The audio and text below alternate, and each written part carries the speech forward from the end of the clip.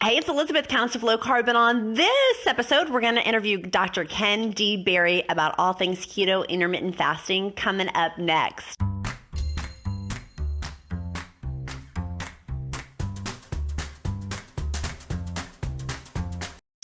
Hi guys, it's Elizabeth, Countess of Low Carb, and on this episode, we're going to make it a two-part series on YouTube.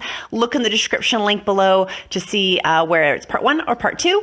And if you like this video, make sure you click like, make sure you click subscribe, make sure you share. Would love to share it with friends who are new, starting the keto journey, or seasoned ketoers that want some extra encouragement. I've got tons of interviews, over 130 videos up on Countess of Low Carb YouTube. Hi, Dr. Ken. Hey, Countess, how are you? I'm great. How are you doing? I'm doing great. I just walked in the door. I was afraid I was going to be late, so I'm happy I'm not tardy. No, you're not tardy for the party. You are right on time. Well, thanks for being here. Everybody, this is Dr. Ken, #1 best Amazon seller of Lies My Doctor Told Me, a huge YouTube with free videos, free content, and amazing Instagram, Facebook, and all the other ways at the Berry Clinic where you can do I almost said free e-visits, and that's not true. You can do e-visits with Dr. Berry where you can ask him medical questions. That's all in the description link below. Thank you so much. It's good to be back. No, that's it. That was pretty darn good. It's almost like you practiced that or something. It's only like I've done it a half a dozen times or so. That is true. That is true. That is true. We've got quite the track record together, don't we? I really enjoy I look forward to Fridays with speaking with you. Yeah. And I look forward to Fridays for watching you and Nisha Loves It. Nisha Loves It.blog is the most amazing thing. I cannot wait to see her blog from your trip, from all of your, she's the fashion guru, the travel, lifestyle. Everybody go check out Nisha Loves It.blog. Nisha's also on Instagram and YouTube as well, and Facebook. She is, yes. Go skedoodle over there and see the Mrs. Silas-Berry. Did I say that right, Silas? Silas with an A. Oh, Silas. I've been practicing. I'm sorry, Nisha. I really have been practicing. We know. We know. The Countess is a little bit, sometimes. Okay, questions. I got a million questions for you, so I'm going to start rapid firing. Let's go. Dr. Ken, do you eat only grass-fed organic meats and fats? No, you? I don't, because where we live, it's really, really hard to get that. And so I totally would if it was accessible without having to drive an hour to get it. Yeah. But it's not accessible. I definitely think that grass-fed is better. I think I don't. And so then the next question is, how much better? Well, I think it's a little better. It's at least a little better. I think that the omega-3 content is higher in grass-fed beef and in grass-fed butter and in the yolks of pastured hens who lay eggs and in the meat of pastured pork. I think the omega-3 count is higher. I think the vitamin D count is higher. I think probably the chemical count is lower. But I don't think it's the end of the world if you can't afford that or if you just don't have access to that. But yeah, if somebody would start selling that around here, I would definitely buy that. Mm-hmm. Well, maybe Amazon with their Whole Foods buyout will get it shipped to your house on ice. Maybe. Amazon, call me. Whole Foods, call me. Bacon. The person wrote, I worry about sugars and nitrates. If I had to pick only one, because usually you can only pick one, what would they pick? The sugar or having the nitrates in it? So nitrates and nitrites, there for a few years, I was even pretty convinced that was a big thing. You really need to try to avoid those until I got to doing a little more research. And I found out that nitrites and nitrates actually occur naturally in many, many, many foods. Mm-hmm. And so I don't really think they're that big of a deal anymore. I think that sugar is 1,000 times more inflammatory and more dangerous than the nitrites and the nitrates. Now, I'm all about chemical free, all about that, 100%. But I don't think that those are necessarily artificial, dangerous chemicals. Yeah. What? You're blowing my mind right now. Is this another marketing ruse? Yeah, well, and so basically a lot of nitrites and nitrates occur naturally in meat. And so I feel like this was really kind of a backdoor way by our good friends, the vegans, to demonize meat, another step, right? I think that was and it was a very good try because it worked there for a few years. Even people, who weren't afraid of meat were like, oh my God, I guess I need to, not get kind of cured meat because they might have nitrites or nitrates. And turns out, yeah, almost all meat has some content of nitrites and nitrates. That's just what meat has. That it's just a nitrogenous molecule that has a different thing stuck to it. So yeah, I don't really worry about that much anymore at all. But I still try to minimize all the chemicals in anything that I eat. I think that's a very good thing to try to do. Yes, yes. We're getting lots of questions, folks. I promise you, I'm adding them to my queue. But I have other people who have been in the queue longer, so I need to ask those first. But we will get to those because Dr. Berry is so in demand. Countess is so cosmopolitan. She doesn't put her questions in line. She puts them in a queue. I love that. That's good. Of course. Someone says if I'm losing weight, that's what the count. I just need to wear a crown for our next interview. If Yes. I'm losing weight, do I have to stay under the 20 carbs per day if I'm eating only one meal a day? No. If you're losing weight, then it's working, right? And so, but I promise you, at some point you're going to stall, and then you'll have to bump down your carbs. But I mean, as long as you're losing weight, I'm happy with that. Keep losing weight, and when you stall, then you'll know it's time to tighten up the carbs. Excellent. Yeah. What lab test should I do if to have my doctor for sure check out like the whole scope hormonally? We talked about this before, but they want to know what tests should they be asking for that their body. If we're talking about just hormones, then if it's a guy, everybody get your pen, get ready. I'll give you a second. It's a girl. Oh, it's okay. Okay. But she may need her pen as well. Get your pen. You ready? Okay. So if you're a girl and you're worried about your hormones, you want to get a testosterone. Yeah, that's right. A testosterone level. You want to get a progesterone level. You want to get a estradiol level. And it's usually a pretty good idea to go ahead and get an FSH and an LH. That stands for follicle stimulating hormone and luteinizing hormone. That just gives you a little broader picture. That's not always necessary, but that's not a bad thing since you're getting labs anyway. You want to check a vitamin D25 level because that your vitamin D is directly related to hormone production. You want to get a DHEA-S,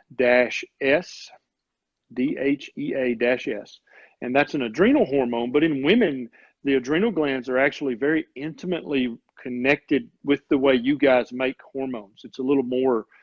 You guys actually make some of your sex hormones, gender hormones, in your adrenal glands, and more so than men do. Men usually just make them where we make them, right? And so you guys need to get that checked as well. I would always check a full thyroid panel because that is a hormone. I would check a fasting insulin. I would check an A1C. Those are give you a reflection of your pancreatic hormones. And then, so we got the thyroid, we got the pancreas, we got the adrenals, and we got the wiggles. So I think that's everything. You're getting ready for Cosmel. Ole. Yeah. Speaking of which, for adrenals, someone says, I did OMAD. I have adrenal fatigue. Does an 18-hour fast with a 6-hour eating window versus a 16-hour fasting affect sleep? She's having sleep issues. So a lot of people, when they start eating a ketogenic diet, or if they start fasting, you just notice this burst of energy, and you're like, I can't even sleep. And Anisha's been having this lately because, we're doing all this brainstorming as well. And so she's got a billion things on her mind, but she's just like a little ball of energy lately, which is kind of cool. But I don't think, and let me say this, and it may answer that. If not, I'll say something else. But I do not believe, and I have seen no research that makes me think that eating a ketogenic diet in any way will stress your adrenal glands. I think it's good for them. I also do not think that fasting in any way stresses your adrenal glands. Now, you may raise your cortisol level, but we can talk about this in a second. Raising your cortisol level or having a cortisol level in your bloodstream is not bad. That's not bad, okay? Mm-hmm. Chronically elevated cortisol from chronic negative stress, that's bad. Does that make sense? And so when you're in the gym and you're trying to lift more weight than you've ever lifted, your body's going to elevate the cortisol level. When you're fasting, you may elevate your cortisol level. When you first wake up in the morning, your body elevates your cortisol level to get you up. That's how that works. But that's not bad. That's normal. Those are normal stressors with normal elevations in your cortisol level. What's not normal is when your cortisol level is elevated all the time because either you're eating crap, or you have terrible sleep habits, or you have a job you hate, or you have a life partner that you hate and would like to stab. Any of that kind of stuff will elevate your cortisol chronically, and that's bad. Gotcha. Okay, does that answer that? Does that answer all that? Okay. It does. It does. I got my pen, Dr. Ken. Speaking of which, we'll take a quick pause here because I feel like people aren't sharing this. So they share, folks. Share, click hearts, click likes, comment below. I will get your questions in the queue if you ask questions. Let me tell you guys something. I know you sometimes we get share fatigue, but let me tell you something that just happened in the clinic today, in the Berry Clinic.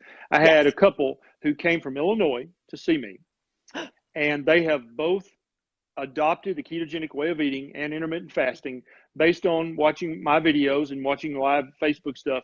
And she has a couple of pretty serious conditions, and the ketogenic diet has literally turned her life around. Right? Putting one of the conditions in remission, and has got the inflammation so low that the other condition doesn't even really bother her anymore. Guess how she found out about my YouTube? Guess how she found out about my Facebook videos? A friend of hers shared it with her. She shared it and she tagged her and said, hey, you should check this guy out. Might help you, right? Wow. That's literally, and so share that one person who shared that with her brought her from Illinois to Camden, Tennessee today, and has literally turned her and her husband's diet upside down.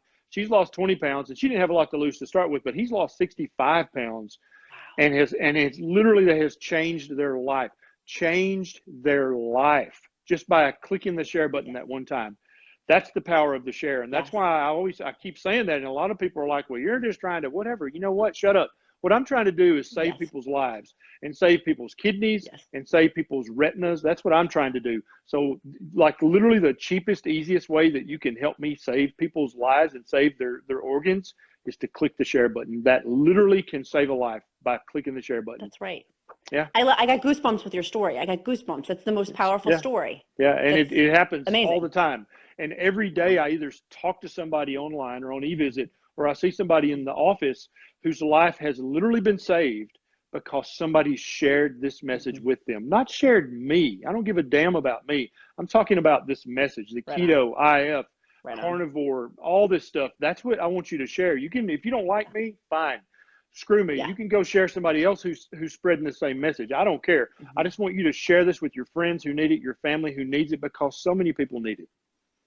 That's right. That's right. And as people are looking for resources, Liz, my doctor, told me on Amazon, get it. I need to get the paperback version because I want to have it so I can hold it up like this in the middle of the interview when you're talking, just be like, whoop, whoop, hold your book up. Another great resource people can share with their friends who are maybe anti-keto or whatever is the movie, The Magic Pill, right?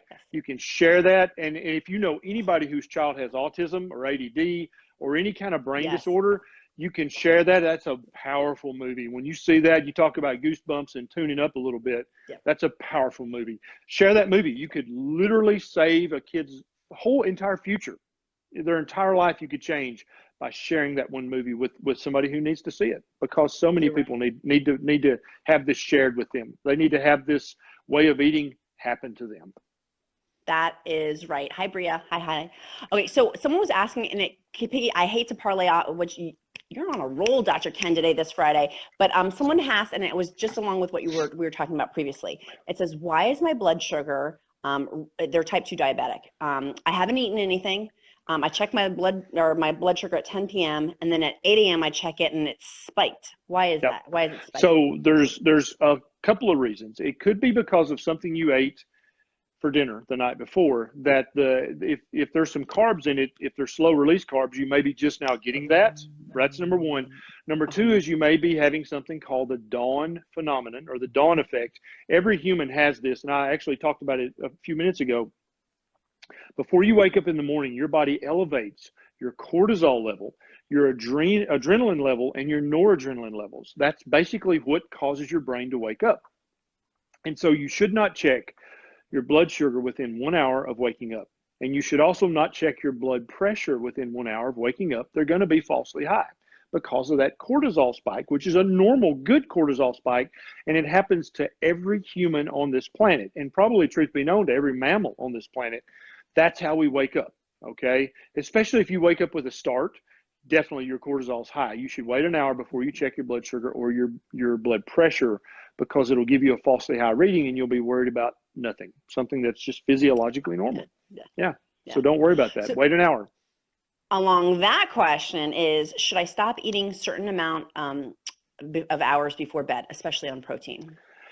Probably it doesn't matter much. Here's the ways that it'll matter. And I've heard a lot of people say you should keep your carbs towards the earlier part of the day, and I kind of sort of get that a little bit, but I've never ever believed, and I've never seen any research that shows that, like, oh, you shouldn't eat close to bedtime.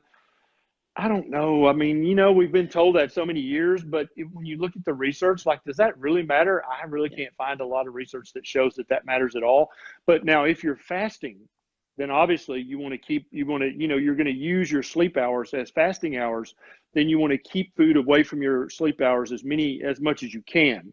And for most people, they'll stop eating, 2 or 3, 4 hours before bedtime, and they get to add that to their length of their fast. Now, some people are not, they have to eat in the evening, right? And I can, that's when I have to eat. I have to eat in the evening. I can skip breakfast. I can lunch. I have to eat. I'll be walking around in the kitchen like a carb zombie looking at it. But for most people, they cannot eat close to bedtime, and I think that helps extend your fast. But other than that, I don't think it really matters if you eat right before bed or not. Okay, good. Thank you.